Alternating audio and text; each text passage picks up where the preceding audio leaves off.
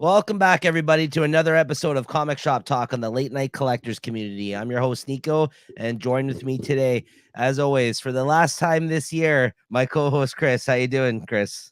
Hey, not too bad. How are you? I'm good. I'm good. As we're recording this, guys, just a peek behind the curtain. This is just before Christmas here, and due to scheduling, this is the only time we could record it. So we got a morning edition of Comic Shop Talk here today.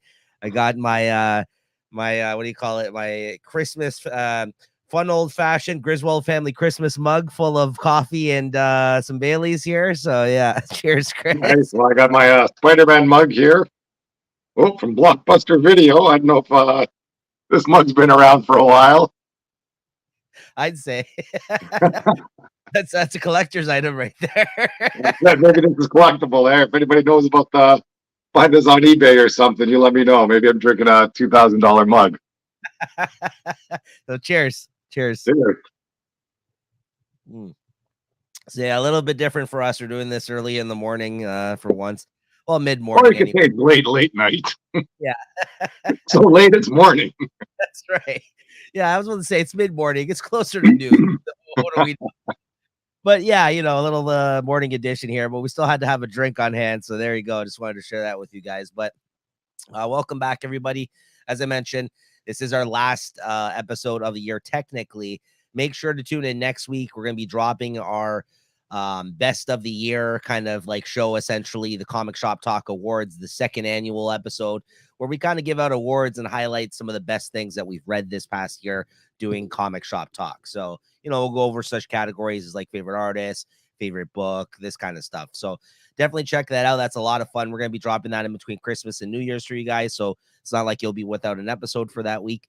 And we'll be back in the new year once again to talk not only next week's releases, because we're going to skip December 27th's weekly releases, but we'll still be picking up our stuff. So we'll be talking about that week as well as the January 3rd week. So it'll be a big week of comics to come back to in the new year. So make sure to come check us out then and back again in the new year. Make sure you like and subscribe. And today, though, we're going to be talking about the new weekly comics that came out for the week of December 20th, 2023. And as I mentioned, next week, we'll have the Comic Shop Talk Awards episode, and the 27th new releases will be going into the week after. Make sure you're subscribed, as I mentioned, like and subscribe, all that good stuff. Check out some of our past content. And spoiler warning, everybody, we are going to be talking about what happens in the books here today. So some things might get spoiled. We're going to be showing off the artwork. So just be forewarned. All right, Chris. All right. Well, it's coffee and comics today, and I'm almost out of coffee, so let's talk comics. Comics. All right. First up on the docket here today, we got the continuing weekly series of Batman Santa Claus Silent Night #3 came out this week. Oh, nice. Yeah. Yeah, so I read this. I've been reading this one online, and I feel really bad that I missed out on this, because this is another great issue. They freaking keep on stepping it up each and every issue. You got more heroes joining the fight here. You got Wonder Woman, it's some Hawk Girl, and just everything keeps on getting better and better with this one. I'm loving this. The art is great here, and the story, it's still keeping on moving along. You got Krampus and I don't know, whatever, Saint Nick, and now you got some elves into the fray. And I think they're fighting in Greenland, and then Krampus steals Damian Wayne. I love when he grabs him. He's like, "Oh, you little." Krampus takes all the naughty little boys and freaking yanks them out of there. Just great stuff all around. I've been really enjoying this series. Yeah, it's been a pleasant surprise, honestly. And I guess we forgot to mention this last issue, but then the second artist that they brought into this mini series, other than the person that was on the first issue, now, if you're looking at the artwork on the screen right now, is Trevor Hairsine, who was the artist on Deceased. So you got kind of like a more grittier kind of art style here, mixed in with like the more clean lined Christmas art, whenever it's kind of like more like, not, I want to say Christmas art, but more of the more appropriate art to show like Santa Claus and stuff like that, not like in this kind of darker, grittier type. Some of the pages that they give to the other artists, I think, are more appropriate. But yeah, it's just been really good. It's just been a well-told story. And next week's last issue, they're not going to overstay their welcome. And quite frankly, there's the balance of the Santa Claus stuff and the Batman stuff, along with the other heroes of the DCU. has been good in this. Like there has been like the 100% of the focus is not being on the Santa Claus stuff. Like we are telling this story that involves Santa Claus, but like you just saw, like we haven't even seen him in this issue yet when I'm going through some of the artwork here and the highlights on some of the other heroes of the DCU, right? So yeah, good stuff. Yeah, that elf type character that comes out of the portal. Yeah, that's right. Yeah, you had mentioned that. Yeah, it's just been a lot of fun, honestly. It has no right to be this good, but it is. And I'm happy I picked it up. I believed, Chris. You gave up I on did not. you gave up on Santa. That's unfortunately that's what It wasn't only this year. Don't worry. happened. All right. So what'd you give this out of 5, would you say? I'm gonna give it a 4.25. Wow. I'm gonna stick with a 4, but this has been fucking solid, this event. No, I don't blame you. Honestly, I'm just surprised on every issue. I feel like this has gotten better and better for you, Chris, and Yeah, Superman gets taken over too. That's good stuff. it's good stuff. Yeah, good stuff. No, I like this as well. So I guess we'll see what happens with the conclusion of it wrapping up next week in this weekly event. Next up, we got Uncanny Avengers number 5, which is the conclusion of this miniseries. Yeah. Yeah, What'd you think of this, Chris? that's okay. Here we got the final. Oh, Uncanny X. We're doing Uncanny X-Men, right? Yeah, Uncanny Avengers. Or Uncanny Avengers. Sorry.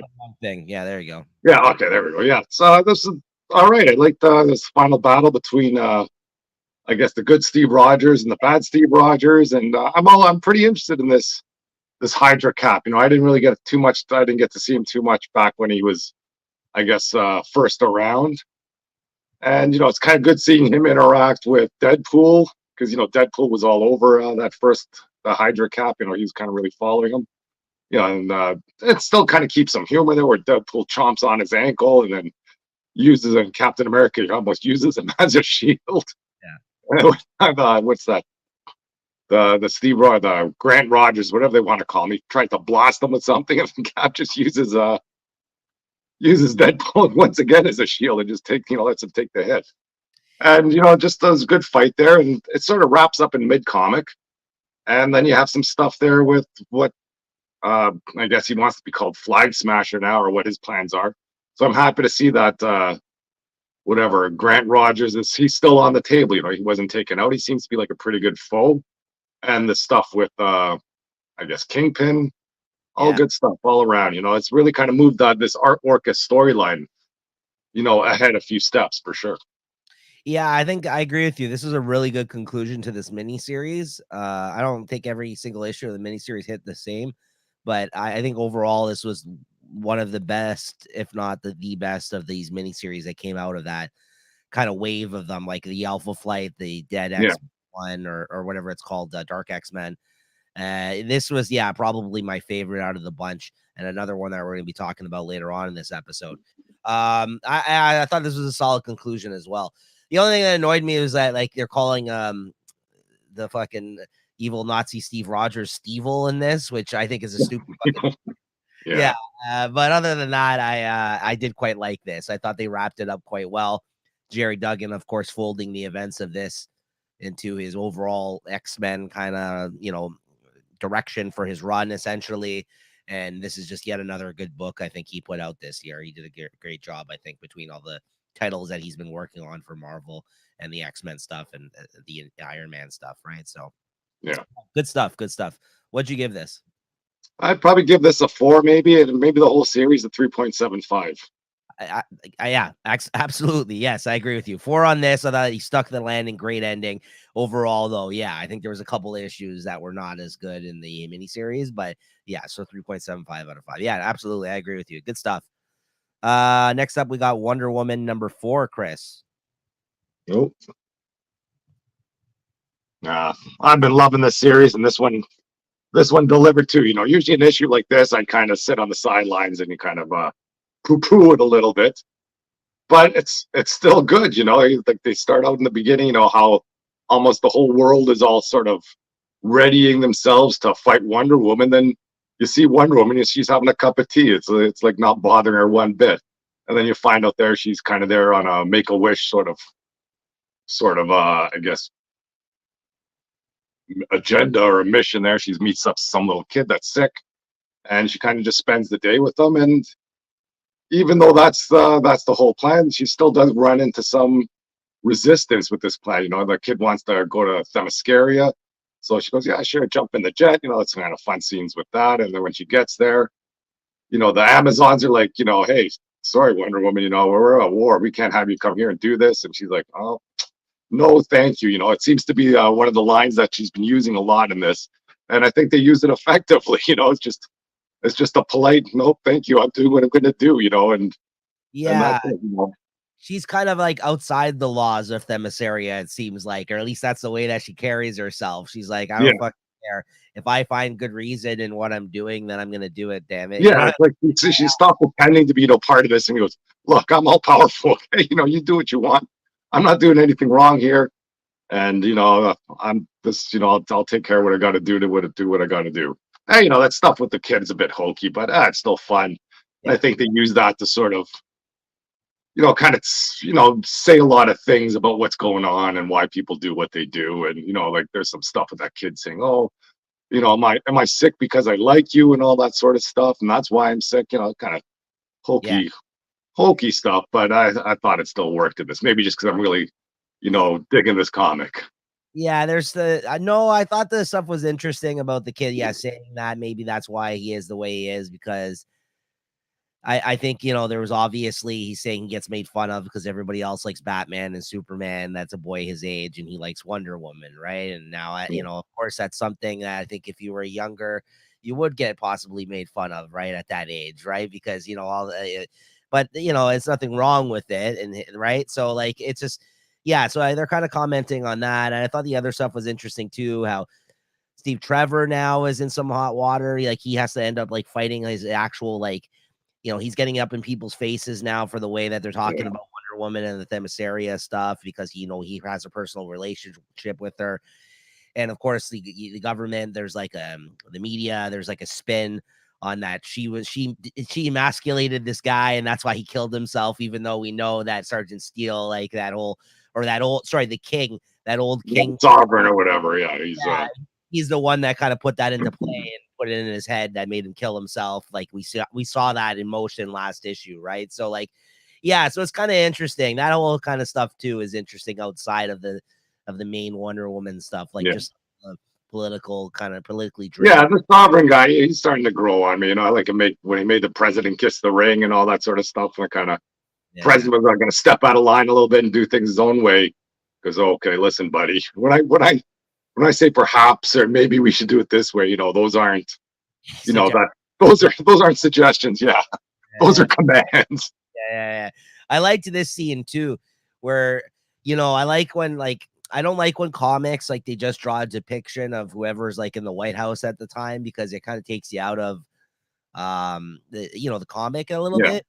I like how they kind of handled this scene where they're showing the president, but they show him from the back, and then when they do show him head on, they show him through the lens, so it's like a little distorted. So you know what I yeah, mean? I thought that was an interesting choice because they could be like, yeah, this is whatever president, right? Like, you know what I mean? Like, I kind of liked that they didn't just do a caricature of like Joe Biden or something, right? yeah, So I always find like that takes me out of it. Like when they had Obama on all the Spider-Man covers back in the day, like I'm just like, why is Obama on this comic? Right? Like it seems weird when they do that, right? Like I have no problem with them referencing like who's in office, but again, this is a fictional world, so like I do prefer when they kind of keep it within those lines instead of like, hey, this is we want you to relate to get it? Like, hey, this is just like yeah. our president. You know what I mean? Like, I'm like, come on, man. Like, you can fuck off with that shit. I don't like when they do that kind of stuff. Like, it's a little too heavy handed sometimes, but Tom King's doing a great job of this. What do you think of the backup, the Trinity backup stuff? Are Yeah, you it's not too bad either. As backups go, it's a fun story, and I enjoyed reading that one too. We have what's her Lizzie. I didn't know what this mercy thing or whatever that alien that attached to her that kind of puts her to sleep and puts her in some dream world. But it's still fun. I think if they have a good voice for all of these as they're teenagers or kids, just seeing Damien and John kind of bickering back and forth and stuff like that. That's just fun. yeah. And it's still good art. And it's taking place in the Fortress of Solitude, and it's fun how they're they're worried about what Diana's going to think or their parents are going to think, when they're trying to take care of this kid and she's causing all this ruckus. Yeah, yeah, exactly. So what'd you give this out of 5? I'll give this 4. I thought it was good stuff. Same, 4. Yeah, good series. Great series, honestly. It's been really fucking solid. Yeah, I'm worried about what's going to happen once this arc is over, though. Why? Because the change up of artist or what's Why? Just change up the whole story. I'm really liking the story, and I think seems like now when everything's whatever the 6-issue arc, it starts a new arc, and it's like none of this happened. No, I have high hopes still for it. I hear you. That is always a legitimate concern, but no, I think he's got long-term plans for this title, honestly. So I think we're in good hands. We'll see. Next up we got the original X-Men #1, Chris. Where I got that? It's it here. I think I got a nice cover. I think it was a Stegman cover or something. Yeah. Along with that. Oh. And then, it's got my favorite artist in there, Greg Land. Everybody seems to like him, Mr. Computer himself. From what I hear, not that I know, but I still like his art. But as for the story goes, it's a fun story on its own, but they got to do a lot of work to make this story work. So basically, you meet the X-Men as they're, I guess, just starting out, and then some multi-universal Phoenix pops in and says, "Hey, you guys, there's another multi-universal Phoenix out there that's gone rogue or gone bad, and we need you to take her out. And if you think you're the only people that can do it, because basically they're you." And supposedly she restores some of their memories that have been blocked out, because I think Hank McCoy went back to grab these X-Men before and took them back to the future. So I just kind of just some stuff they had to overrun. And once you get over sort of all these plot devices to make the story work, it turns out okay. Like they go to the future where they run into themselves, where, I guess Phoenix decided, or Jean Grey as the Phoenix decided, she was going to conquer Earth to make it safe. And, the X-Men sort of followed in line. And whoever was sort of up against them, Phoenix would just re-educate them, basically just mind wash them and have them kind of toe the line. So it's always fun seeing, I think they had they have Tony Stark there. He was going to fight back against them, and then she kind of just took them and, pushed them along. And I think they have some of the presidents of the Senator Kelly. He's one there. You see him shaking Angel's hand, saying, "Oh, it's great to be part of this," because she's brainwashed him and done all this sort of stuff. But then once the X-Men get there, they kind of start to try and work on their other selves, and they get them to realize that perhaps Jean Grey has been pushing or nudging their thoughts and ideas along as well to go with her. And then they realize that's going on, and blah blah blah. Fight ensues, and I guess Jean, or the evil Phoenix, she decides that she has to accelerate her plans, and she turns herself, I think, into Onslaught, which is all good stuff. And they end up beating her, of course, somehow. I forget how, but they whoop her down, and then it leads into the Weapon X-Men that's coming up. So it's okay stuff. I heard that this is a lead into that, essentially, because they're bringing back all these older versions of the X-Men, essentially, and that's kind of setting up the whatever's going to be happening with that series with all the different Wolverines, right? So yeah, because there's some multi-universal Jean Grey. She's seen talking to someone off screen, and at the end of or off page, let's say, and at the end of the issue, you see that it's the Age of Apocalypse. There, Wolverine that she's talking to, and basically she says, "Hey, we got to get a bunch of you together, because there's more Jean Greys we got to fight, or more Phoenixes they got to take out." And then, at the end of it, the X-Men get their memories wiped. So, it's kind of that's the only stuff that I didn't like. But other than that, it was a fun issue, good art, good action. What'd you give this then? I give it a 3.75. Okay. I might check this out. I didn't check it out in time for the show, but I might just check this out as a lead into this other one, the Weapon X-Men series, because I might be checking that out. So it might be able to kind of give me an idea of what's happening. Well, I'd rather they do this than have Weapon X-Men Alpha or something, and it'd be this story, Yeah, exactly. Yeah, Yeah, because that's a fucking cash grab when they do that fucking bullshit where it's just like, yeah, alpha, omega, like just give me a one shot that's a lead into Yeah, what. or just make it part of your 4 issue series. Make it 6 issues, whatever. True. Yeah, that's true. All right, next up, Chris, you got Spider Boy #2. I just pretty much bought this because it was one of those ski chalet variant covers. Hold on, let's take a You look here. got Spider Boy hanging 10 there with doing some snowboarding action. That's pretty cool, actually. I like Yeah, that. it's a pretty neat cover. That's why I picked it up. It's not bad. Yeah. Nothing too fancy, but you never know. Is It's this nice. Taskmaster on the cover? That's Taskmaster, Captain America. Some good stuff in this one. It's surprising. I like But Taskmaster. Yeah. once again, this is written as a kid's comic, and I'm not really enjoying the tone, but there's some good stuff going on. I think it takes place after you at that Macy's parade. And then I don't know, there's Bailey Briggs. He's in some soup kitchen. And then, I guess his spider sense works a little different where he can sense other people that are in danger. And then someone in that soup kitchen, he sees all this stuff with Taskmaster and all that. And I know there's some sappy stuff where someone steals his phone, but then, he gets that flash. So he has to let whoever stole his phone get away with it. And, he has to go take care of business as Spider Boy. And, that brings him along into Captain America and this whole battle with the Taskmaster as they're trying to fly along and, I don't know, move some cargo. I think they have the super adaptoid in there or something. And, and of course, the Taskmaster, somehow he gets the best of Captain America. And then Captain America's big idea is, oh, well, Taskmaster doesn't know you, Spider Boy, so he won't be ready for your moves. So he sends Spider Boy into the fray, and there's a bit of fun battling going on. And yeah, they do where you can see they kick Taskmaster out of the plane. And and there's just some moments between Spider Boy and Captain America. He tells me, hey, I know what it's like to be kind of out of your time. Come talk to me whenever you like. Yeah, that makes sense. And, I know. I remember some Christmas thing at the end where this kid gets a picture of his parents or something, and that's the picture that was on his phone, and that's why he was so sad to lose it. Kind of see, this is the hokey stuff I don't like. Where the hokey stuff in Wonder Woman I did like because I like the series. This one, has been kind of just plotting along. Yeah. And there's something where the squirrel girl, like there's somebody hanging from a cliff, and the squirrel girl makes a squirrel ladder. But unfortunately, this happened off page. So I would have liked to see what the squirrel ladder looked like that they used to save this person that was hanging off edge of the building. Yeah. But basically, you see the person saved and go, "Oh, that was a great squirrel ladder." It's like, oh, come on. Do one good thing is put a picture of the squirrel ladder. That's funny.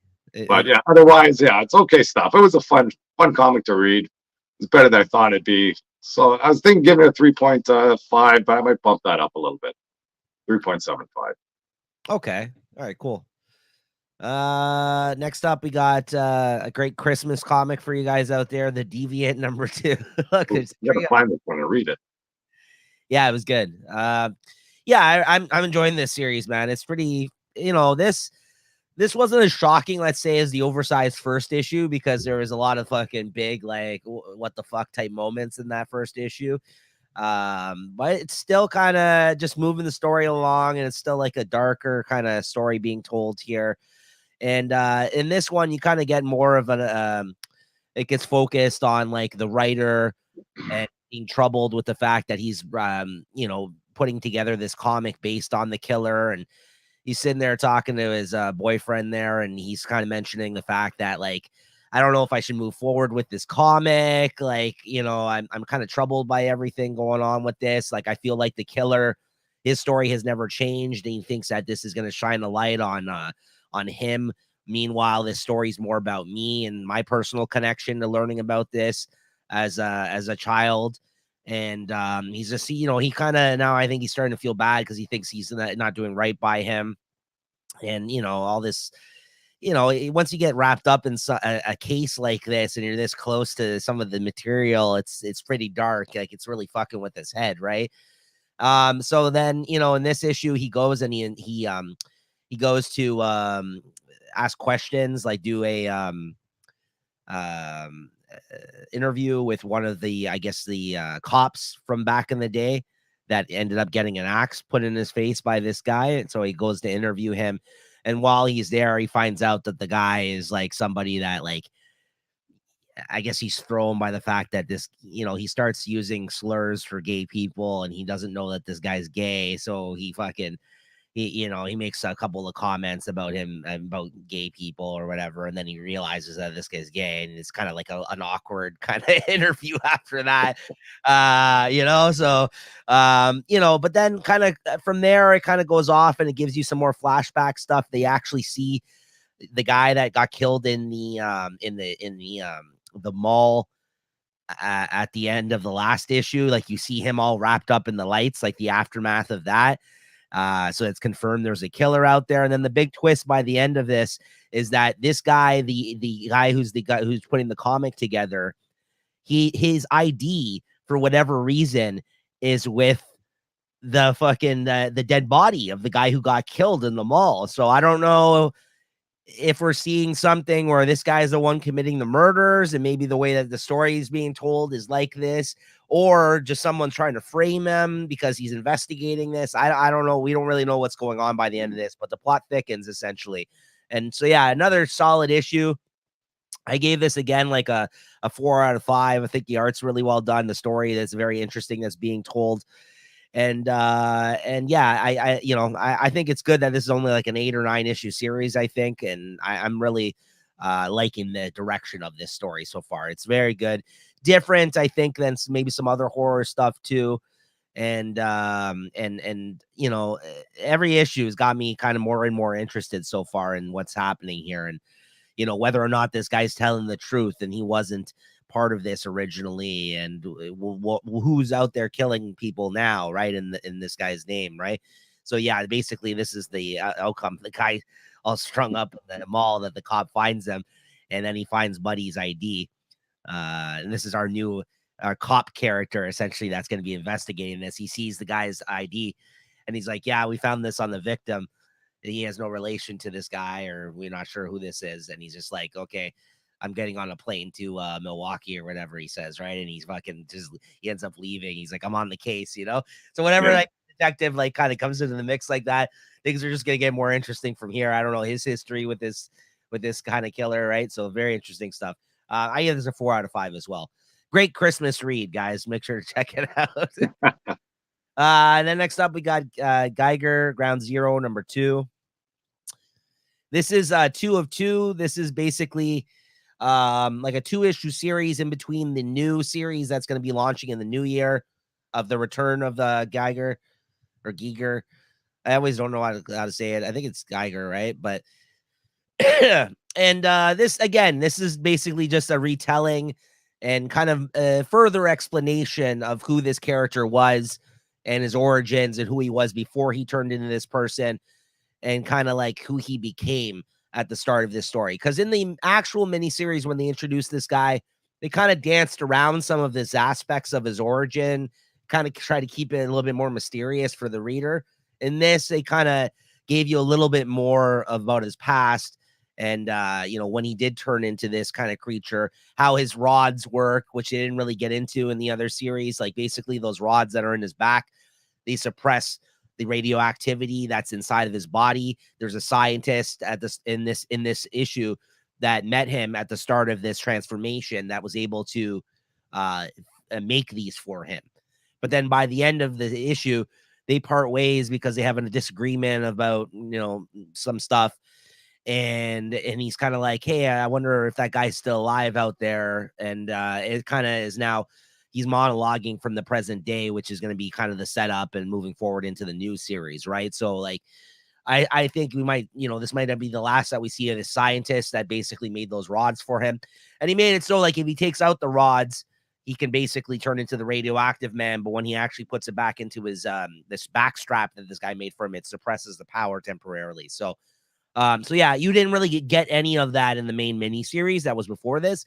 So this 2-issue thing did, I think, potentially bring in, it's a good catch up if you're a new reader to this world, as well as like a good kind of like revisit to this character if you read the first mini series. I'm looking forward to more, honestly. This has been actually pretty solid. And I'll give this also a 4 out of 5 this week. It was some solid stuff that came out this week. Nothing Nothing too over the top, I think. But there's definitely a lot of really solid, good books that came out that I really enjoyed. So I'm looking forward to more Geiger in the new year.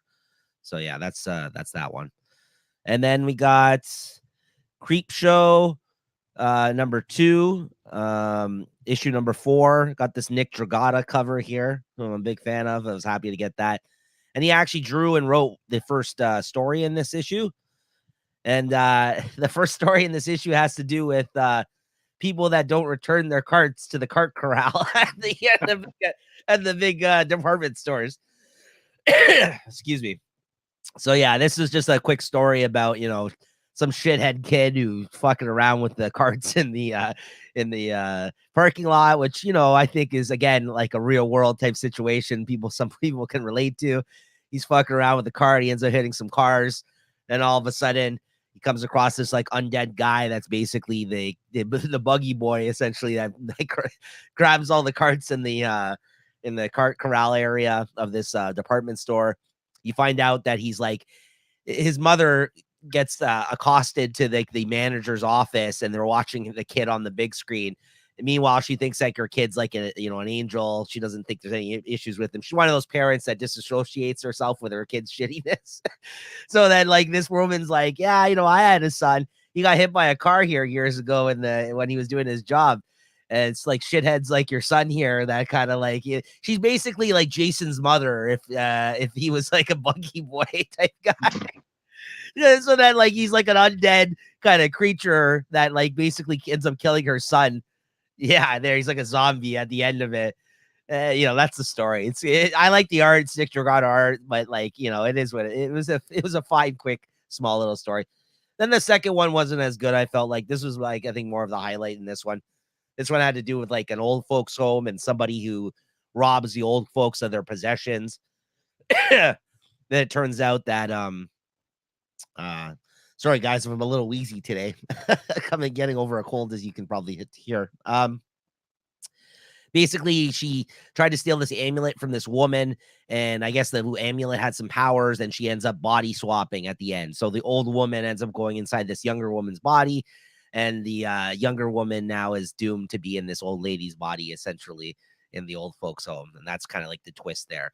Yeah, as always, I give this a 3.75 out of 5. There's usually always like one good story, one okay story in these, and they're fun for what they are. These little like Twilight Zone kind of ass type stories, or creep show. The same thing. I think there's like 3 seasons of the new show on TV now. It's probably the same setup, right? If you remember, even what do you call it, Tales from the Crypt, all these kind of things. There's a twist always at the end where they're like, yeah, look at this shit bag, and look what we're gonna do to this person, right? Because they're a bad person. Essentially, the twist. I do like that take where you're at the old folks' home, and maybe all those people with Alzheimer's have all been body swapped by somebody. That's why I don't remember anything. That could ring through. Yeah, that one wasn't bad either. I just don't think it was as good as the other one. But like the other one, yeah, that's a good idea, but they're not fleshed out well. Yeah. All right, Chris. Next up, Batman Superman World's Finest, number 22. Yeah, I just read this one online. I didn't get my issue. I got to look into that one. I didn't realize I didn't have it until it was too late. You need to get this one. Yeah, more. Pardon me? Then you need to get this one, man. Yeah, it wasn't too bad. It's more the Kingdom Come world. But, it's I don't know. The story's starting to wear on me a little bit with the Kingdom Come Batman and Superman. They seem to come around in this one. I was hoping they wouldn't. And, just kind of be something that our Batman and Superman had to fight off. Because you figure, like, at least the way I see it, if this Batman and the Kingdom Come Batman, he should have figured out what was going on a long time ago. With this Thunder Boy or Thunder, he should have been looking into him. He's always got his contingencies for everything, and it seems like he let one slide here. But once you get past that fact, I think the rest of this stuff is great stuff here. With all the heroes they're bringing in. Now you see how Thunder Boy or Thunderman becomes Magog or whatever they call him, and there's some history about what's going on, about whoever that guy is that's stuck in the chains or with the Mobius chair, and kind of you get an idea what they got to stop and why they got to stop it here. So that's still kicking along there, but I still don't see why this Magog wouldn't, or this Gog, I guess, wouldn't just be killing these two guys right off the bat and putting them in a cell together like this. You're trying to stop these guys. These guys doing a very bad job of it. Oh, I love this issue. I'm still loving this. I think. I mean, fuck, Dan Mora always looks good, but he fucking killed it this issue. He's drawing so many different characters that I've never seen him do. Even different variations on characters. Yeah, Yeah. this was fun to see him draw like the Batman Rogues Gallery people. And again, it's fun to kind of get like a little bit more time with the Kingdom Come versions of these characters. And yeah, Metron is the one that's all the new god is the one that's all in prison there. And yeah, I guess Mangog is the guy that I guess he turns into the character that we've been following. Buddy there, shitbag. What's his name? Kid died. Yeah. What's his name again? Kid Dynamite, Kid Thunder, I don't know, Thunderman, Thunder Boy, who knows? Yeah. So yeah, and I didn't care too much for this history of the new world and the old world or whatever, or Krypton. I didn't even know what the hell they're talking about there. yeah, but yeah, I've still been really enjoying this. Yeah, I can't get enough of this timeline. Honestly, it's been very good, and Dan Moore has never looked better. So I quite still enjoying this. What'd you give this out of 5? I give it a 3.75. Whoa. No, I gotta go 4 on this for sure. 4 out of 5. Maybe even verging on 4.25. I'm loving it. Next up, we got Batman Offworld number 2. Yeah, I've just been reading this one online too, and as the fun take on Batman, it's a weird take on Batman. I'll say that much, and why he's doing what he's doing there, that still doesn't get me. Like, I think the idea he went off world is so he could become a better protector for Gotham or something. And when he's fighting that punch robot, and somehow this robot, I don't know, takes a shine to him because he's teaching him something. I don't know what's going on. I do like the stuff with the is it Tamarians or Tanamarians? I don't know what they're called. The Star Tamaranians. Yeah. So I like that character that she's there.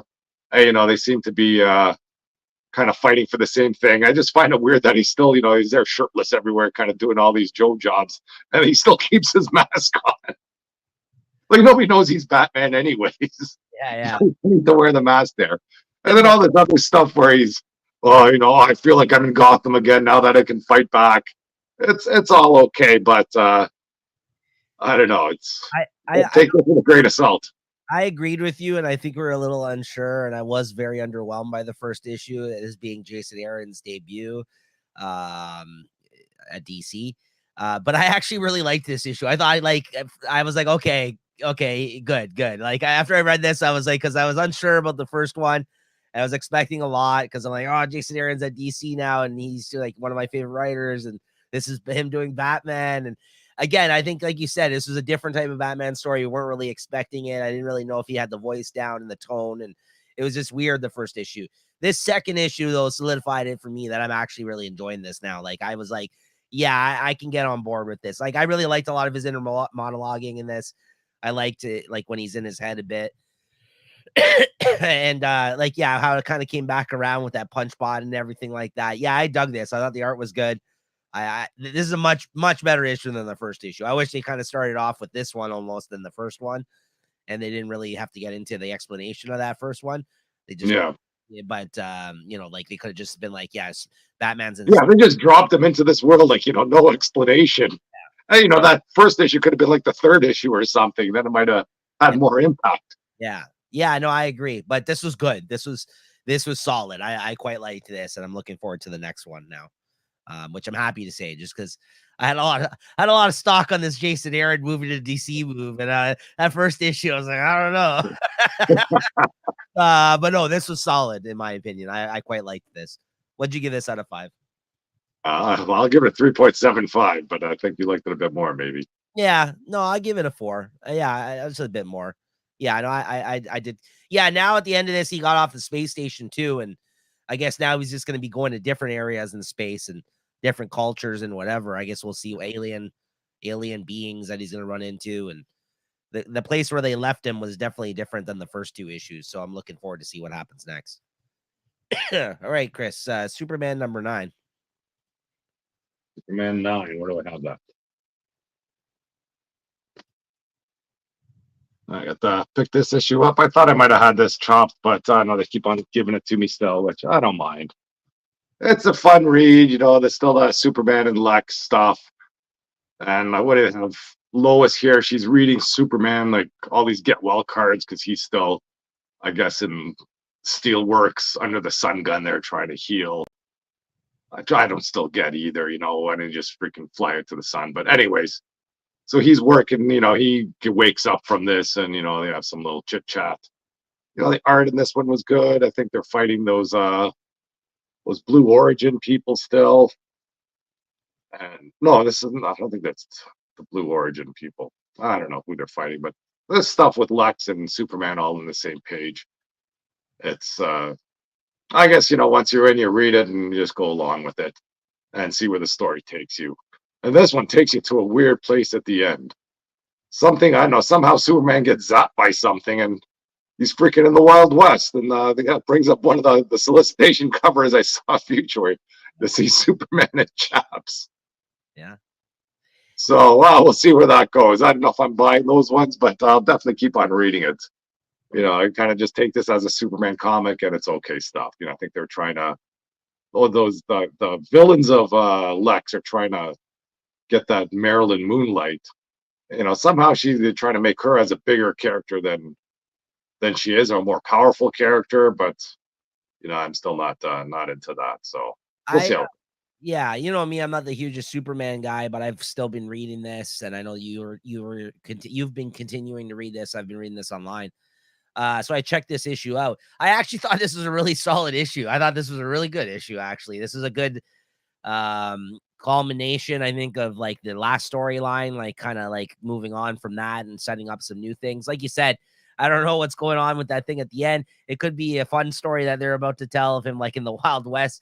He's in the Wild West. Nightwing's a fucking pirate. I don't know what's going on with these guys lately, but listen, I mean, I'm all here for fun stories. If it's only like a few issues worth, like it's not like, a couple, if it's a slight, diversion from the main storyline here for a couple of issues, I'm okay with that. But yeah, not bad. I actually quite liked, I like all the Lex stuff in this.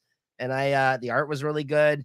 I just thought this was a well-written issue. And I've kind of been, I've always thought this book has been so, like not really making it for me. Like it's definitely, if I was buying it, would be on the chopping block at all times. But this was a good one. This is a solid issue, I thought. So yeah, I don't know what's happening with this, but I guess we'll see. Nighthawk and Cinnamon. Yeah. What'd you give this, Chris?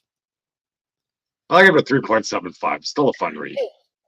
Fuck, I keep edging you out. I'm gonna give this a 4 out of 5 as well this week. You keep giving a little bit. I'm in the Christmas spirit, Chris. Watch out. Catwoman number 60, Chris. Let's go. Catwoman number 60. That's the cover I got here. And I kind of got jumped back into this Catwoman world. And it's not too bad either. Nothing big's going on. She's got her 9 lives. I think the art here is freaking decent. It's great stuff. I'm not sure who's doing this one here. And she's got a bit of a checklist of all these villains or missions that she thought would be too dangerous to do. But now, I guess after some Lazarus reigns or whatever, she's got 9 lives to work with. So she goes after this Flamingo character, and he's running some like death theater down at the bottom, down in I don't know, in some sub basement there, so he can eat faces off people. Yeah. And so Catwoman, is investigating this. And then they find out that there's this other guy that has some statue or some idol that's supposed to kind of give him wealth as long as someone's killed within, a certain radius of this statue every day. So that's why this Flamingo guy is down there killing people. And, then she fights to I guess, stop the people being killed and get that statue back. And she feels that, she gets caught in that theater and they try and kill her. She comes back to life again. And, they just have the battle ensuing. She ends up stealing that idol. There's that statue she's talking about. I thought the statue was giant, but it's some handheld thing. Oh, okay. But either way, she accomplishes her mission at the end of this. And then, she's kind of driving away in a van. And then she realizes, oh, well, they tried to kill her. She didn't really get killed. So she has an extra life and she was happy about that. So it's okay stories. It's nothing, it's nothing to write home about, but it's still enjoyable to read. A Catwoman in her purple costume. That's always fun to see too. What'd you give this And one? yeah, it's another. I'll give it a 3.5 even. It was just a good read. Okay. Looking forward to more though. Cool, cool. Uh what do I got here? I didn't pull the art for this one, I'm just realizing, but this is Harley Quinn, Black, White, and Red, or number 6. This is the last issue of this miniseries. And this hasn't been a great miniseries, in my opinion, because, again, it's an anthology, and I'm not big on anthologies, and I haven't liked a lot of the stories I felt like contained in this one.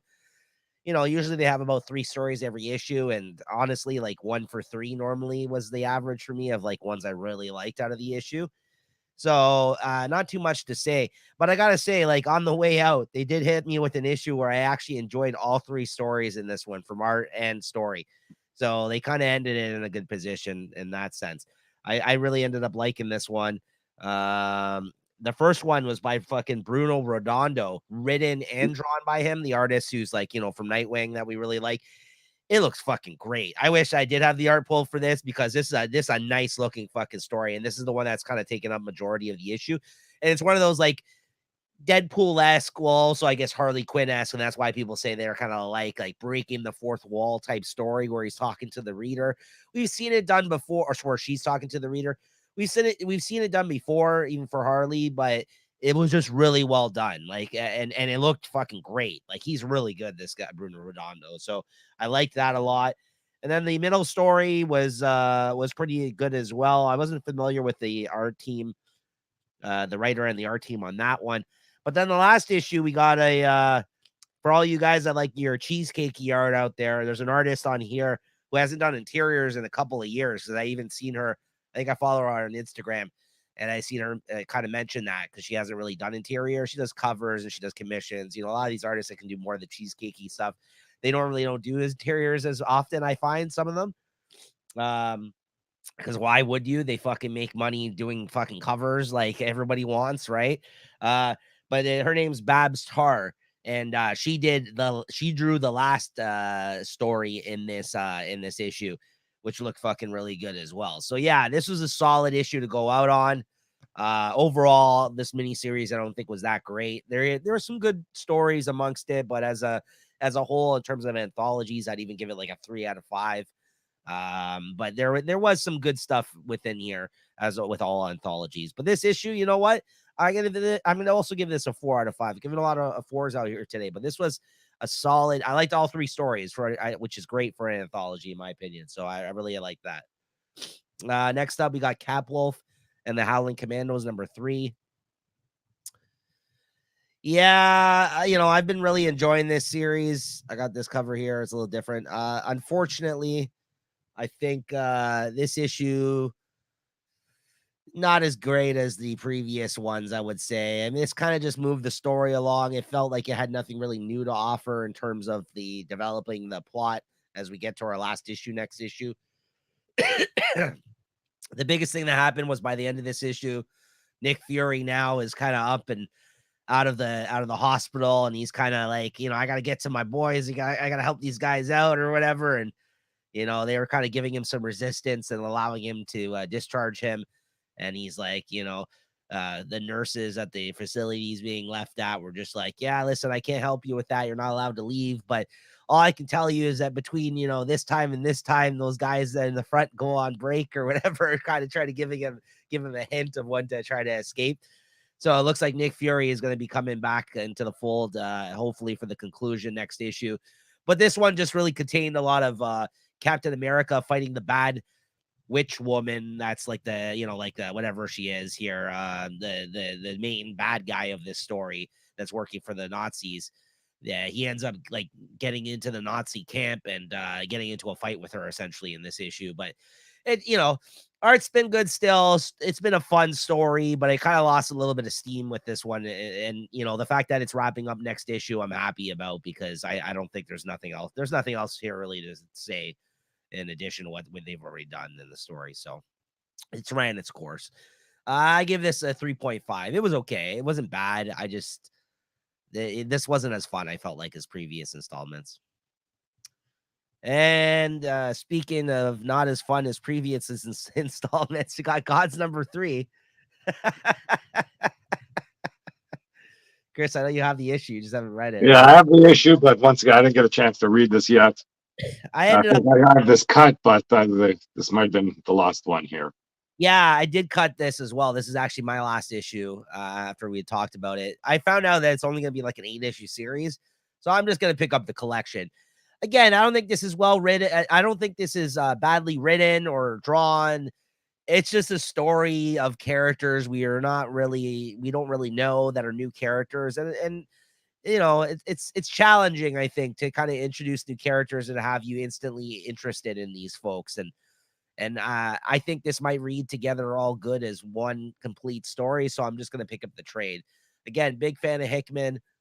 Obviously, he's either trying to tie this into the grander scheme of more things that are going on at Marvel, or this is just like a little side story of newly established characters that he wanted to tell. Unfortunately, this doesn't hold that much weight or importance for me as a result, right? And you know, and this is why it's so hard for people to introduce new characters, right? And you know, it is an issue, I think, with the comic fans. It's just like, you want me to be interested in these new people, but unfortunately, I don't know any of these guys, right? And you want to be told an interesting story, but at the same time, if you feel like this feels like outside of the events of what goes on in your you know, in outside the world of inside the world of Marvel, then you know, it just makes me think like this isn't as important or it's not as good. And that's the thing. Like I want to acknowledge that, because like I know that's an issue and I know writers complain about that shit and I get it. And this is not a bad story.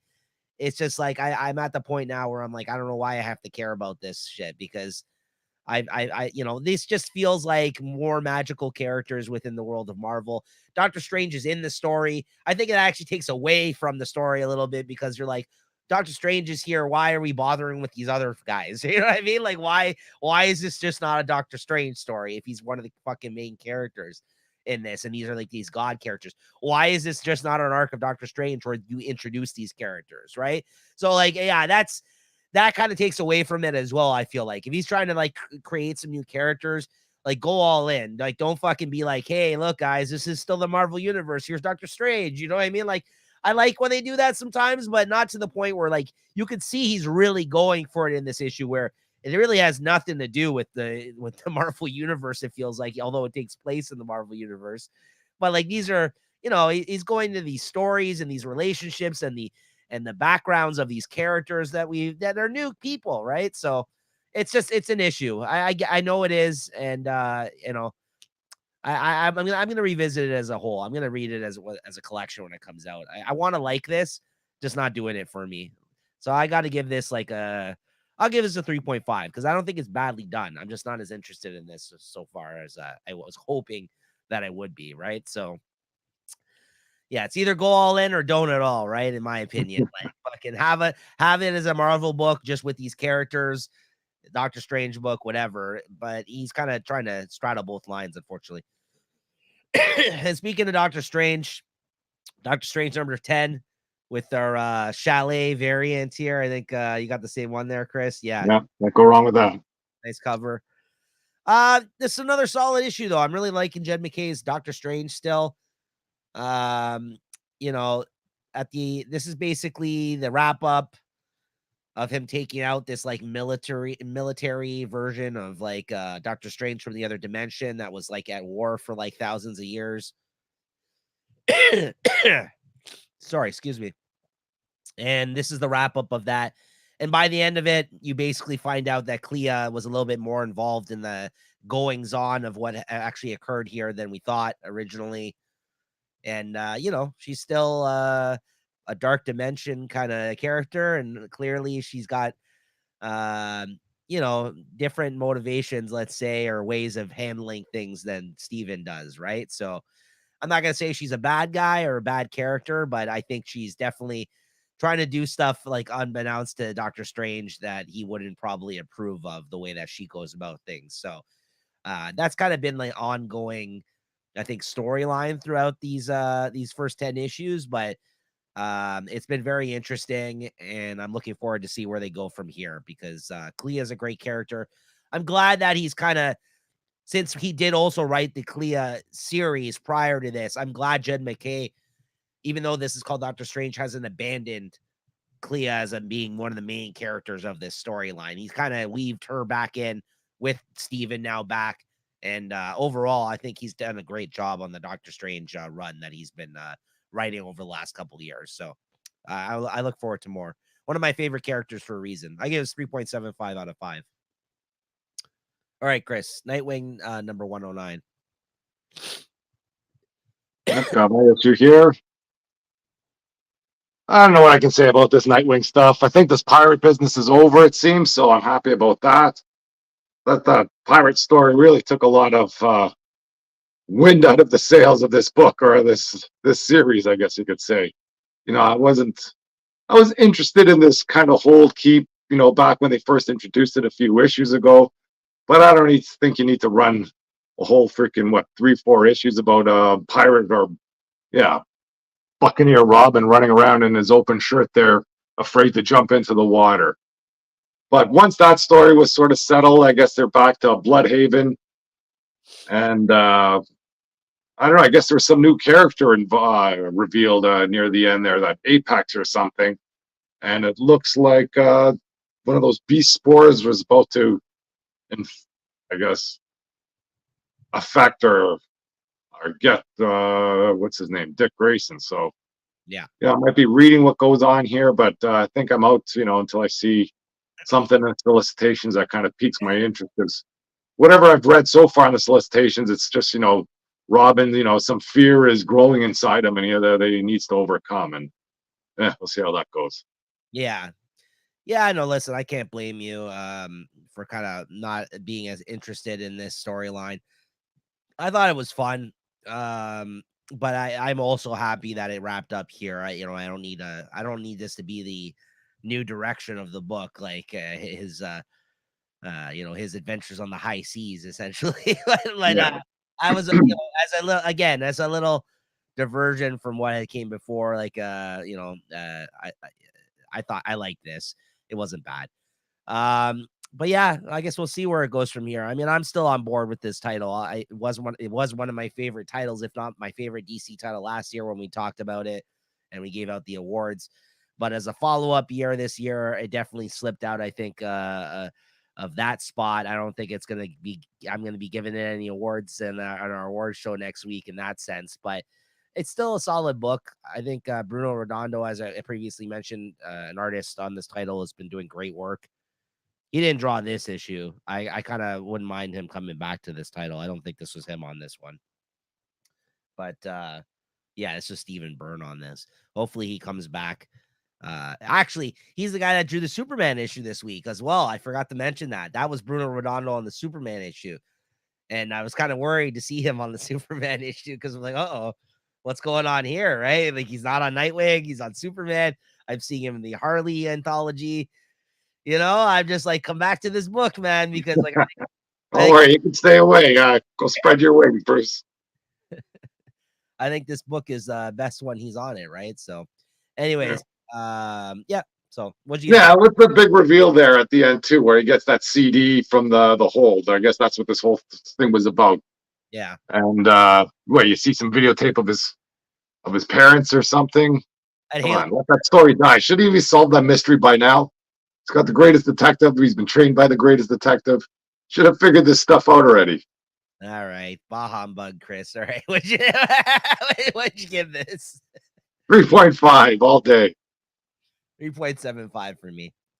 Next up, the Wolverine team up the team up tour concludes in this issue with him teaming up with Spider-Man. What'd you think? That's not too bad. It's pretty ballsy for Wolverine to just kind of pick up, Peter Parker, Spider-Man, and then take him on a suicide mission.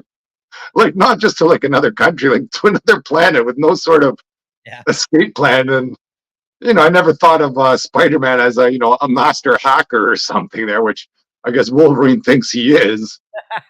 but they have some good stuff between them. But I felt bad that most of the time they were together, Wolverine was passed out. Yeah. So a lot of the banter between them was subdued because Wolverine was unconscious. Yeah. But still good stuff, and I've been enjoying this sort of Wolverine team up, that's been going on in the series here.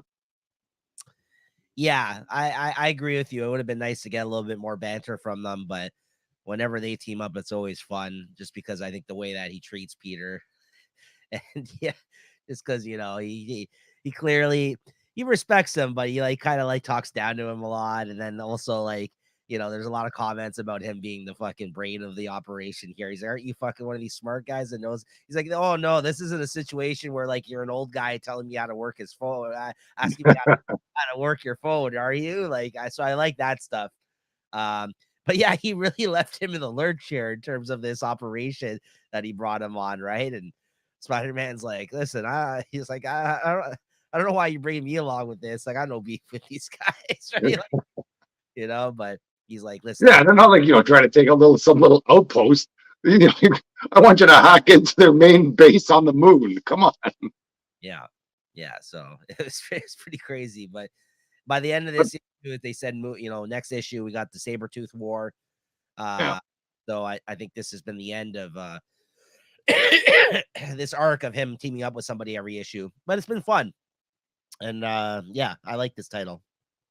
What'd you give this? Yeah, I'll give this I'll give it 3.75.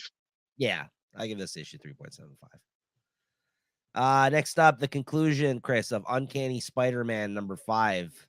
Yeah, I left us on a cliffhanger last time, or looked like Silver Sable was going to turn on Kurt Wagner there, just to make sure she doesn't, I guess, go back on her word and put her whole finances of her nation on the line. And it looks like that was the case here when it started up. But they pulled the old bait and switch. There were some references, I guess, to that Blue Origin stuff. With Mystique now. Well, I guess Mystique was always Kurt's mother, but I guess now she's sort of accepted this, and turns out that wasn't Kurt there. That was imprisoned. He was hidden as one of these soldiers. And he's kind of making all these comments as they go on. And I guess once we're I was gonna say, how did you like the reveal there? That I know one of the issues that you had with this series is that you're like, I don't know what the fuck this little thing is in his head.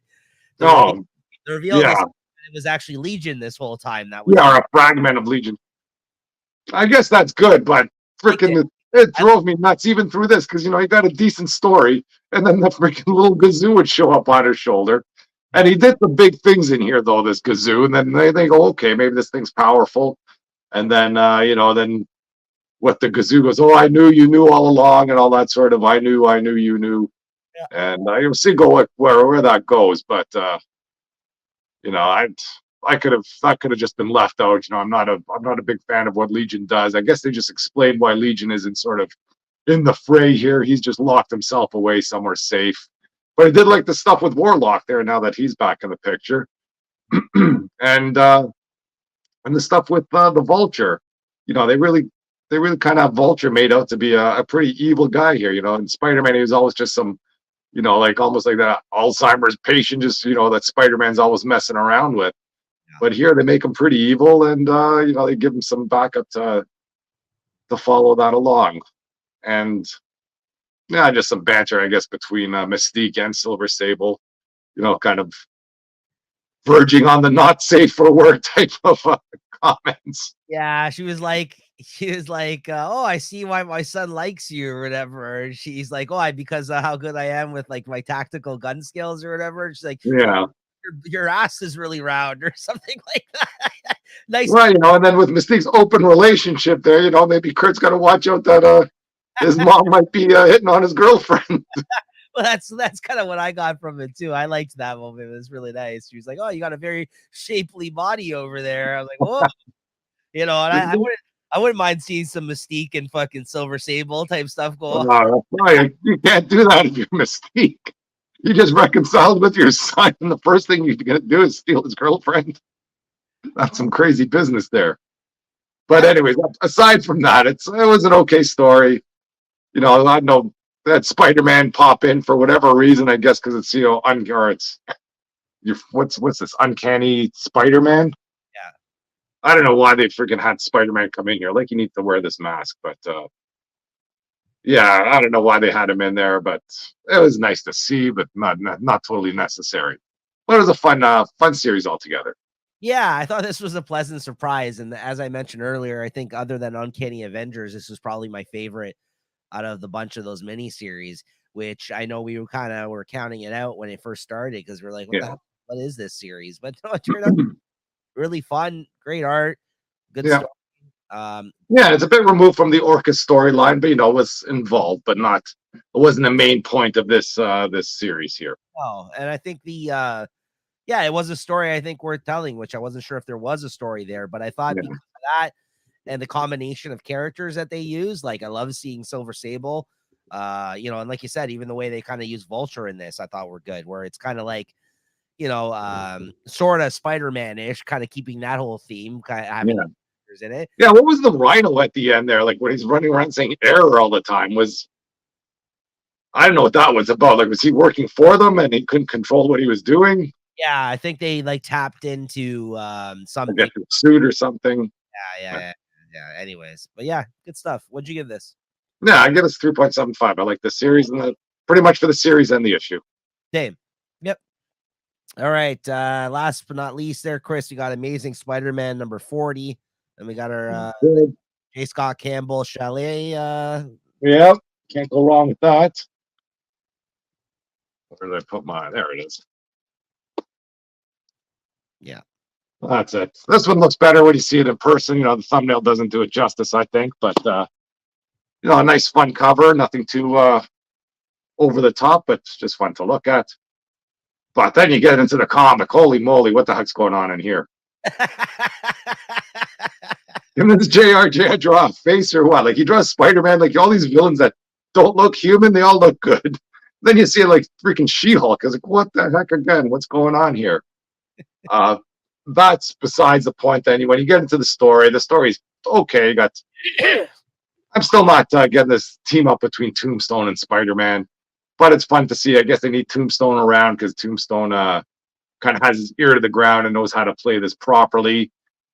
And it's just even the line that Tombstone says, I go, well, what do you do? Or Spider-Man's asking him, what's in this for you?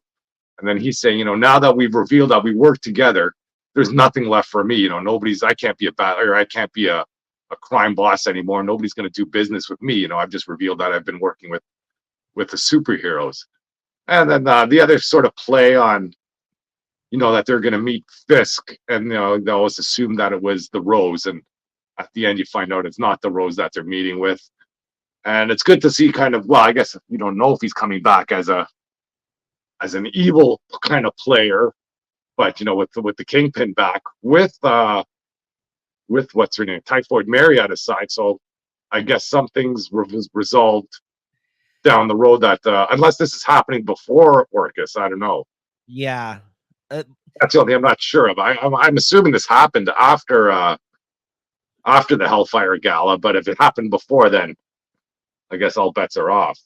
I really enjoyed the start of this event, which I was unexpected for me because I know we were kind of like down on the direction of how this was shaping up. But this was a bit of a step back. I thought this issue was a bit of a ho-hum issue, except for the ending. When the ending happened, I was like, okay, that's kind of the saving grace of this issue. I thought that was a really good moment. And even this stuff with the magia of Madame Mask taking now, I thought that stuff was interesting as well. But it really took me I think majority of the issue to kind of come around on this one to thinking it was a decent issue. While I think the first half wasn't that strong. It was kind of just spinning its wheels. I felt like a little bit. Yeah. And then by the end, when you get to that moment with the Kingpin and everything else, I was like, oh yeah, fuck yeah. Let's see what happens now. I was very interested when you got that fucking double page spread of them kind of, this one here. Yeah. Coming in, and I love how he somehow he just shows up and he's drinking a cappuccino or whatever the fuck. He got a Stephen coffee with him already. I'm like, where does this guy get this coffee? See, this gang here is for JR. Everybody's got the same face. All the henchmen look the same. Yes, yes, Smooth sailing for him. I can see why he chose these as the villains yes, henchmen. But yes, what I think is whoever's writing this, they knew this was going to be the end. They yes, could put 10 pages of garbage in front of this, and it wouldn't matter because they could have just put this right on the front page, and that was it. That's the comic, yeah. and that's enough to get you through to the next issue. No, but that's the thing. I think you're right because like JRJR has had lots of experience drawing Typhoid Mary and Kingpin, and I think I really like his Kingpin. So like, yeah, you're right.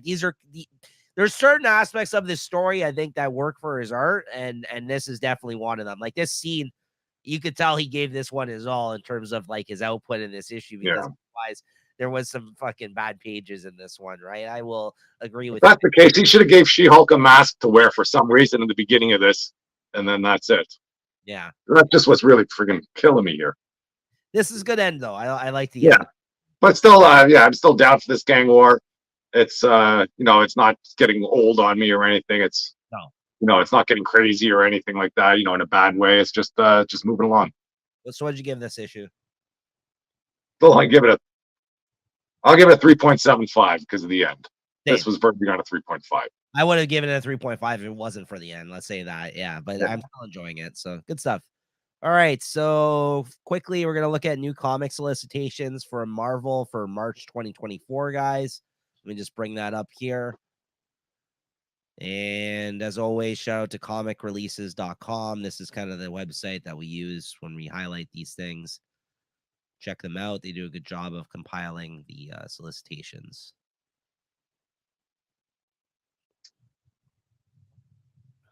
All right, let's see here. All right, first up, we got Ultimate X-Men #1. I don't know about this. Yeah, I'm not picking this up. I might read it online because I'm I curious. think there might be some good things in here, but I don't know, man. I'm curious more than anything on this Yeah. one, but I'm not excited for it. I'll say that. Like, I'm not going to be picking this up. I might read it online just for the sake of the show because I'm curious how what we've seen from the Demon Day stuff is going to translate into her work here, right? So I guess we'll see. We talked about this even last week when we were talking about her mini. I might buy this just because. Who knows? Could be a sleeper. Maybe. Listen, the hype that she's got around her though, it should be like, you know what I mean? Like, I think that like this shouldn't even really technically be a sleeper. Like I guarantee you this fucking issue is going to sell well. People I'm like, sure it's going to sell well, but whether it's good, that's that's another story. I haven't seen anything from her that's blown me away. I agree. I agree with you. Ultimate Black Panther #2. No. Ultimate. Yeah, I think I'm sleeping on this too, but I'm sure they're going to do good stuff in here with all the other characters in the Ultimate World kind of brought in. But I'll just get my Ultimate World from Spider-Man, I think. Yeah, same. Ultimate Spider-Man #3. Good cover. Yeah. The Spectacular Spider-Man #1. Are you in on this? No. I'm picking this issue up. I like the relationship between these two. Well, that's a nice cover. Yeah, we'll see. I don't know if I'm Yeah, they meet for coffee every week and go on an adventure. Yeah, I've already pre-ordered the first issue, so we'll see how it goes. I don't know if I'm gonna stick with it, but we'll see what happens. Jackpot and Black Cat #1 of 4. Yeah. That's a nice cover. You're getting this one? Yeah, I'll go for it. Why not? I might check it out online, but I'm not gonna pick it up. Ghost Rider #1. No. You got your boy Benjamin Percy here on this one. He's been doing good stuff lately, though. It's supposed to be a new Ghost Rider. What's that? I think it's supposed to be a new Ghost Rider. Johnny Blaze was bonded with the spirit of vengeance, unwilling to monster Johnny. No. I think it's Johnny again. Okay. Which it hasn't been lately, so that is new technically, I guess, but it's Johnny Blaze. Ms. Marvel, Mutant Menace #1. No. Black Widow and Hawkeye #1 of 4. I might read this online. I do like this team. Like I do like these characters together. Stephanie. It looks like she might have the symbiote here too. Oh yeah. Yeah, Stephanie Phillips. I generally like some of the stuff she does. So yeah, I don't think I'm gonna pick this up. It's a 4-issue miniseries, but I might check it out online. I do like these characters together. Yeah. What If Venom with Wolverine on the cover? Oh, that's a sick cover. I think I'll see how my list is, but that is a sick cover. How about this one, Chris? You picking this up? Web of Spider-Man? Yes. Same. I think it's like a timeless for Spider-Man. It's going to roll out, Yeah. give it a little hints what might be happening. It better be freaking good, too. Yeah, I mean, we got a sick Capullo cover on this one. Oh, So yeah. The cover alone, I'd be buying for sure. same. So I'm picking this up. Yeah, it's a one shot kind of setting up. It's gonna have like a bunch of short stories, kind of the direction of the whole Spider-Man line, let's say, of the books. Yeah. So yeah, you're right. It is like a timeless for Spider-Man. But yeah, I'm on board for this one. I will say like the cover definitely helps for me picking this one up. Oh, So. for sure. Spider-Punk, no. No. Edge of Spider-Verse, no. Look at No. this. Peter David coming back. Symbiote Spider-Man 2099, number 1 of 5. If it wasn't 2099, if he's going back into some other times, maybe, but Yeah. the 2099 world doesn't interest me too much. No, I'm out on this. I tried. Avengers Twilight, yes. Yes. Yeah, that's a cover there. The Thor one? Cover, yeah. Yeah, I'm getting that for sure. God's number 6. No, I might still be reading it online at this point, but I'm not going to. I dropped it already. I think that today's was the last issue I have ordered. Fall of the House of X, yes. Yes. Oh, what's going on here? Oh, Polaris. That's a nice cover. Oh, wow. It's nice covers. Yep. What else we got here? Rise of the Powers of X, yes. Yes. Invincible Iron Man 16. Yeah, let's see what's going on. I think what's this? The solicitation that's him versus Fei Long, so maybe they might be wrapping up their Yeah, I wouldn't be rivalry. As always, Tony gets some new suits, which is That's what he does. Yeah, that's what he does. X-Men 32, yes. Yes. Oh, nice. Yeah, the X-Men's back now after a couple of months, I feel like, of only the rise and fall. You got X-Men here. X-Force 50. Wow, 50 fucking issues of doing this. Nice covers. On this.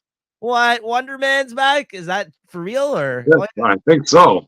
X-Force confronts Beast with their secret weapon. It might be Wonder Man, his boy. I think they're Let's see what's going on with Beast there and how they're gonna bring all that together. Final battle against Beast in this landmark 50th issue. I wonder if this is wrapping it up. I don't know. 50 issues, good for them. If Cable number 3, no. I'm gonna read this online, X-Force, that's for sure. You in or out on this, Chris? Weapon X-Men. I think I'm in after what I read in the original X-Men. I'll see what's going on. I'm in. Yeah, I'm in. I'm probably gonna go for Nick Bradshaw one's cool too. I'll probably go for this one though, I think, but I don't know. There's some good ones here. Well, if this one's a regular cover, I'll probably go for this one, actually. Depends. X-Men. So did you see this? This is interesting too. This is another mini series, I guess, that Gillen is writing. Yeah. That's gonna basically, I guess, be touching on this is the replacement of for Immortal X-Men. It seems like this is a continuation of the stuff he was doing there. And I guess I'm in on this now. I didn't know about this. So yeah, I've been looking at that. I didn't want to be in on it, but that cover's pretty interesting, and whatever's going on in there too. Yeah, it sounds like there's some interesting things, and it does say that it's a companion to the Fall and Rise, as well as a conclusion. It looks like to his Immortal X-Men stories. So, yeah, I think based on the fact that Gillen is doing this one, I will check that out because we did Immortal X-Men. So yeah, I'm in on this too. X-Men 97, no. Resurrection of Magneto, no. Dead X-Men, no. Maybe really good. Yeah. Madripoor Knights, no. Wolverine 45. Yeah, I'm still reading this. You're picking this up for this arc. Yeah. Right? Yeah. And 46, it looks like. Yeah. So this is the Sabretooth War. Giant size Spider Gwen. No. Vengeance of the Moon Knight. No. Night Thrasher. No. Yeah. Scarlet Witch and Quicksilver. I might be picking up the trade. I did like the last volume of the trade that I picked up. Amazing Spider-Man 45. Yes. Yeah, you need some JR in the Rain covers. That's where he excels. And 46. Yes. That's a nice cover there. Yeah. Michael Cho. Yeah, he's good. Miles Morales, no. Spider-Woman, no. Superior Spider-Man, no. Daredevil Gang War. I might be reading this online. Yeah. Well, last issue. Spider-Gwen Smash, no. Spider-Boy 5. You're still on this? I might be out by then. Okay. Maybe what? I don't know. That maybe that cover there might get me the Rose Beach or something like that. Venom 31. Yeah, I'm still for this. Yep. Carnage, no. No. Got some facsimiles. This is a good one to have right here. That's a classic. I have that. Yeah. Black Panther 10, no. Avengers 11. Might still be reading it online. We'll see. Oh, Yeah. Jarvis. Watch out. Jarvis is the man in the chair. Uh-oh. Daredevil 7, which now it looks like we talked about dropping this and issues. He's doing a team up tour, it looks like. I think Hulk was in an issue, then Doctor Strange, and now Wolverine. So he's whenever a book is not doing well, it's time for the team up tour, I feel like. So yeah. That might get me. I don't know. I know. I do like these two characters whenever they're together. So yeah, I don't know. We'll see. I might read it online. Captain Marvel number 6, no. Blade 9, no. Sensational She-Hulk. I'm still reading this online. This has been great. Yeah, I might just get this one online. Nice cover. Yep. Captain America 7. I've dropped this now. I'm reading it online. Yeah, I think there's still more. He's fighting that demon still. Yeah. Yeah. His name's in the fucking description here. Asmodee. Yeah, there you go. Power Pack, no. Thanos. I'm gonna wrap this series up reading it digitally, but I've dropped the issues. That's too fucking bad too, because these are good covers. I like these covers. Yeah, for sure. Some great covers. That first issue just didn't make me feel confident about this. So I'm shipped right away. Doctor Strange 13, yes. Oh, Taskmaster, Black Cat, Moon Knight. These are all characters that Jed McKay has written. Oh, that's awesome. What? This might get me. A sentient role-playing game has transformed New York City into a fantasy world. Oh, yeah, I'm on fucking board. The Secret Defenders? Oh, fucking right. Black Cat, Taskmaster, and fucking Moon Knight. Oh, the new Moon Knight, Hunter's Moon, I guess. I'm fucking on board 100%. I mean, I'm already picking up this series, but that sounds sick. Nice. Sentry number 4, no. Thunderbolts 4. This is a great first fucking issue. I'm gonna have to read this on. I might pick up the trade of this when it's all said and done. If it continues, yeah, it's the only 4-issue miniseries. Okay, yeah, I'll read this online. Fantastic Four 18. One of Chris's sleeper hits. Maybe. Yeah, he loves. We're talking about Franklin Richard. He might be back in the mix. See what he's been up to. Secret of Franklin Richards. Yeah. Hulk number 10 with no Nick Klein. Ugh. I don't know. They're talking about the little friend that he's been walking around. Turns out she might be something. Ghost detective takes Hulk on a mind-bending adventure through the past. Yeah, there you go. Frozen Charlotte or something. I don't know what that's about. Immortal Thor 8. I'm out. Yeah, it could be out too. Alien, no. Predator, Planet of the Apes, Star Wars. I think this is the point where we're done. Yeah. Yeah, I think that's the rest. All Star Wars and whatever else. All right. Well, that's gonna do it for March. Not too much. See what we got going next week. Is that the plan? Yeah. All next 2 weeks, really. So. Oh, I went for next week. Shoot, I didn't go for 2 weeks ahead. All right. Okay. We'll give next week, and the first week of January will be a surprise then for you guys. I'm sure they got an idea what we're going to be reading. Yeah. But for next week, I got Immortal X-Men, Spider-Woman 2. It's one of those chalet covers. Looks good. I think I got She-Hulk 3. Definitely Timeless 1. See what's happening, what's going to be coming along. I'm not sure if I ordered X-Force 27, but I'm going to try and get on board there.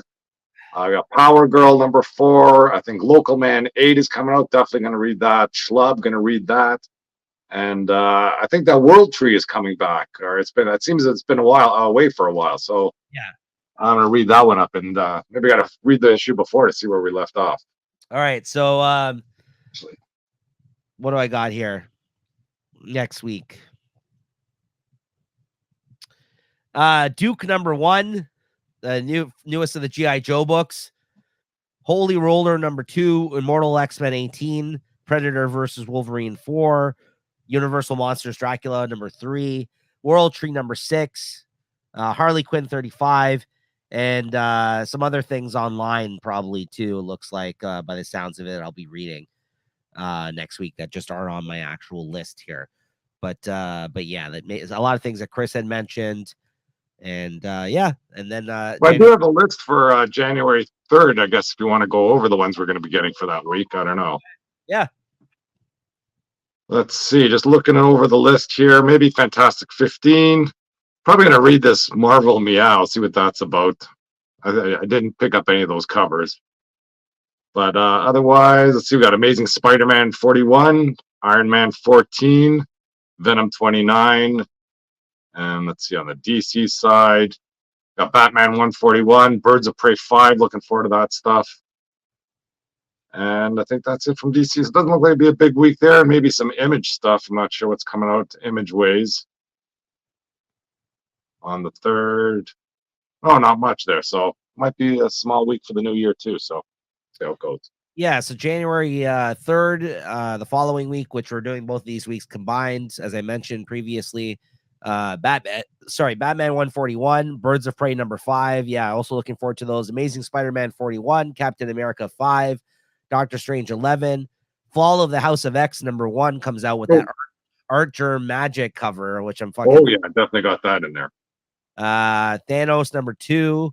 And as Chris mentioned, yeah, some things online probably we'll be reading as well. So yeah, that'll be the first week back in the new year, guys, when we're back with our weekly comic book reviews.